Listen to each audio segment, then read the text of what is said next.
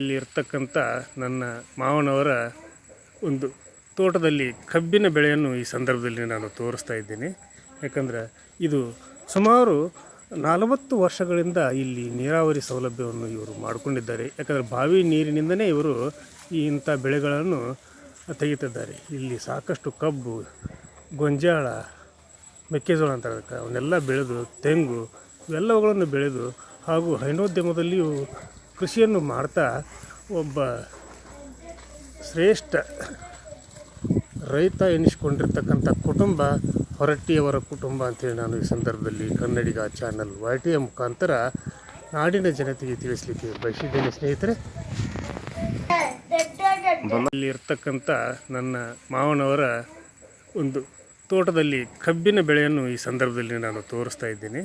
ಯಾಕಂದರೆ ಇದು ಸುಮಾರು 40 ವರ್ಷಗಳಿಂದ ಇಲ್ಲಿ ನೀರಾವರಿ ಸೌಲಭ್ಯವನ್ನು ಇವರು ಮಾಡಿಕೊಂಡಿದ್ದಾರೆ. ಯಾಕಂದರೆ ಬಾವಿ ನೀರಿನಿಂದಲೇ ಇವರು ಇಂಥ ಬೆಳೆಗಳನ್ನು ತೆಗೆಯುತ್ತಿದ್ದಾರೆ. ಇಲ್ಲಿ ಸಾಕಷ್ಟು ಕಬ್ಬು, ಗೊಂಜಾಳ, ಮೆಕ್ಕೆಜೋಳ ಅಂತ ಅದಕ್ಕೆ ಅವನ್ನೆಲ್ಲ ಬೆಳೆದು, ತೆಂಗು ಇವೆಲ್ಲವುಗಳನ್ನು ಬೆಳೆದು ಹಾಗೂ ಹೈನೋದ್ಯಮದಲ್ಲಿಯೂ ಕೃಷಿಯನ್ನು ಮಾಡ್ತಾ ಒಬ್ಬ ಶ್ರೇಷ್ಠ ರೈತ ಎನಿಸಿಕೊಂಡಿರ್ತಕ್ಕಂಥ ಕುಟುಂಬ ಹೊರಟ್ಟಿಯವರ ಕುಟುಂಬ ಅಂತೇಳಿ ನಾನು ಈ ಸಂದರ್ಭದಲ್ಲಿ ಕನ್ನಡಿಗ ಚಾನಲ್ YTM ಮುಖಾಂತರ ನಾಡಿನ ಜನತೆಗೆ ತಿಳಿಸಲಿಕ್ಕೆ ಬಯಸಿದ್ದೇನೆ. ಸ್ನೇಹಿತರೆ,